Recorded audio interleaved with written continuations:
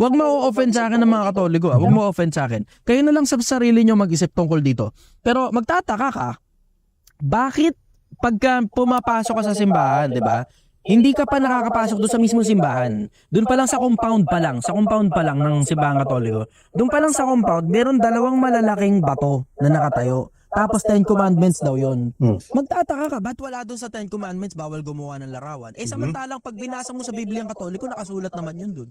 Okay. Hindi ko At least alam. Yan yung mga nagbabasa. bagay na tatanong nyo lang siguro sa pare. Kasi di naman ako pare eh. Tama nga naman. Pero kasama sa 10 utos, yung huwag kang gagawa ng larawan. Huwag mong yuyukuran yung larawan na ginawa mo. Pero Tama. yung 10 commandments na inilalagay nila sa ano tawag dito, sa compound ng simbahan, wala yun dun. Wala. Hindi ko alam kung Okay. bakit di nila Sige, sinasama explain yun. natin. Siguro dahil ewan ko maiipit siguro sila. Baka ganun. Hindi ko alam eh. Hindi ko alam kung ano stando ng Catholic Church in general. Alright, sige. Tuturuan po natin yung kapatid natin dahil siya ay nagtatanong at nais niyang malaman kung anong katotohanan. So, yan, no? That's a good attitude na itanong sa Katoliko ang mga nakatanungan na ukol sa katuroan ng mga Katoliko bago humusga at gumawa ng sariling pag-unawa. Una, hindi naman nawala sa Ten Commandments ang kautusan ng Diyos na huwag kang gagawa ng imahe ng anumang nilalang na nasa langit, nasa lupa o nasa tubig upang sambahin. Dahil ito po'y pasok pa rin sa unang utos sa Ten Commandments. Ano pong unang utos sa 10 utos na nakagisnan po natin ngayon? Sinasabi po dito, ako, ang Panginoon mong Diyos, sasambahin mo ang Panginoon mong Diyos at siya lamang ang iyong paglingkuran. Now, sa tunay po na may pag-unawa, madali lamang itong intindihin. Mahirap po kasing paliwanagan ang mga sarado ang isip at sariling opinion lang ang pinapakinggan. Ang unang utos po na ito ay ang summary ng nakasaad sa Exodus 20 verse 3 to 5. Ano po ang nakasaad? Verse 3, huwag kang sasamba sa ibang Diyos maliban sa akin. Verse 4, huwag kang gagawa ng imahe ng anumang nilalang na nasa langit, nasa lupa, o nasa tubig upang sambahin. Verse 5, huwag mo silang yuyukuran ni sasambahin sapagkat akong si Yahweh na iyong Diyos ay mapanibughuing Diyos. Now, ang teksto na ito ay patungkol po sa pagsamba sa ibang Diyos o tinatawag na idolatry at lubhang ipinagbabawal ng Diyos. Pag gumawa ka ng isang imahe na nasa langit, nasa lupa o tubig na ang purpose talaga ay upang sambahin, yan po ay malinaw din na pagsamba sa Diyos-Diyos na lubhang salungat sa pag-unawa ng sinasabi ng Diyos sa verse 3 na huwag kang sasamba sa ibang Diyos maliban sa akin. May pagkakaiba ba ito sa unang utos sa Ten Commandments ng simbahan? Wala rin po. Dahil ano ang sabi? Ako ang Panginoong mong Diyos, sasambahin mo ang Panginoon mong Diyos at siya lamang ang iyong paglilingkuran. Na baka may tanong, saan dito yung pagbabawal sa paggawa ng mga larawan? Kung hindi pa rin nakuha ang punto, isa-isahin po natin para madaling maunawaan. Sa commandment number 1, sinasabi po na, ako ang Panginoon mong Diyos.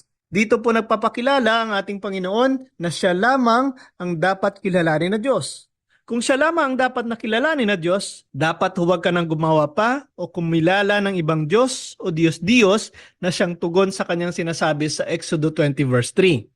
Karugtong po nito, sasambahin mo ang Panginoon mong Diyos at siya lamang ang iyong paglilingkuran. Ito po ay malinaw na babala ng Diyos na wala nang iba pang sasambahin na Diyos maliban sa kanya na tunay na Diyos. Kung ang Diyos lamang ang dapat sambahin, it is already understood na bawal paggawa ng larawan na sasambahin mo bilang Diyos.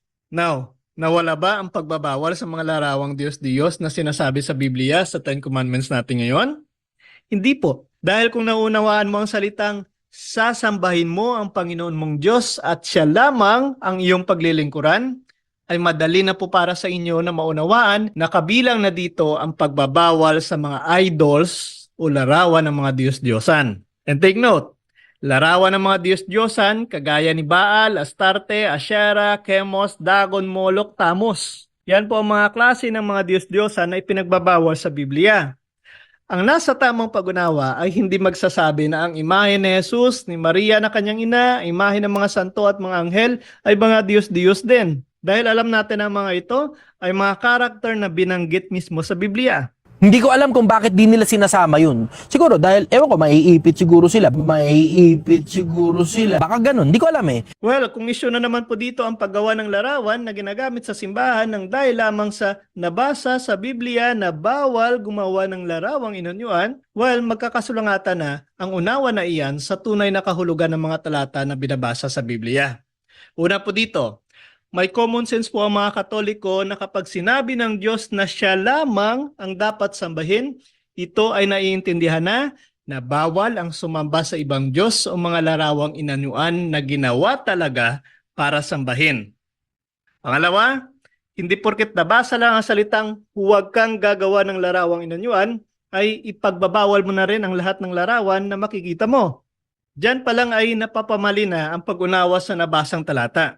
Bakit? Dahil kung yan talaga ang kahulugan, ibig sabihin, bawal din pala ang ginawa ng Diyos mismo sa pagpagawa niya ng larawan ng kerubin. Bawal din pala ang ginawang larawan ni Moises na ahas na tanso. Bawal din pala ang larawan na ipinalagay ni Solomon sa loob ng templo. Diba? And take note, walang salungatan sa Biblia. Ang pag-unawa lamang po ng mga nagbabasa ang may salungatan kung sinasarili niya lang ang pag-unawa sa nabasa. Ang larawan na ipinagbabawal sa mga kautusan ng Diyos ay larawang ginawa talaga upang sambahin. Kaya ito'y naging Diyos-Diyos o idols. Na ibig sabihin, ang larawan na hindi naman itinituring na Diyos, kagaya ng kerubin, ahas na tanso at larawan ng mga banal, ay hindi salungat sa mga kautusan ng Diyos. Kaya malinis po ang budhi ng mga Katoliko sa paggamit ng mga larawan at pagsunod sa mga 10 utos ng Diyos. Alam nyo kung ano po ang labag sa kautusan na ginagawa ng mga kapatid nating anti-Katoliko? Ito rin ang mababasa sa 10 utos ng Diyos. Huwag kang sasaksi ng walang katotohanan laban sa iyong kapwa. Kaya dapat lang na magtanong ng tamang katanungan at sa tamang tao upang hindi maligaw at magabayan lamang ng buong katotohanan. So ayan po mga ka-curious, naway nakatulong po ang video natin ito upang matugunan ang mga argumento at mga katanungan ng mga kapatid natin patungkol po sa ating simbahan. Laging tandaan na ang isang tunay na Kristiyano o Katoliko ay sumusunod sa 10 utos ng Diyos ng tapat at may tunay na pag-unawa sa kanyang mga itinuturo. Maging isang tunay na Katoliko sa salita at sa gawa at ipakita rin po natin ito sa pamamagitan ng pagsuot ng ating Catholic t-shirt na available na para sa inyo. At marami po kayong pagpipilian na angkop sa mga nais po ninyong disenyo. Muli po, this is Mr. Curious Catholic, kasama po ninyo sa pagtatanggol ng ating simbahan. Pro Deo et Ecclesia. Sa Diyos po ang lahat ng kapurihan.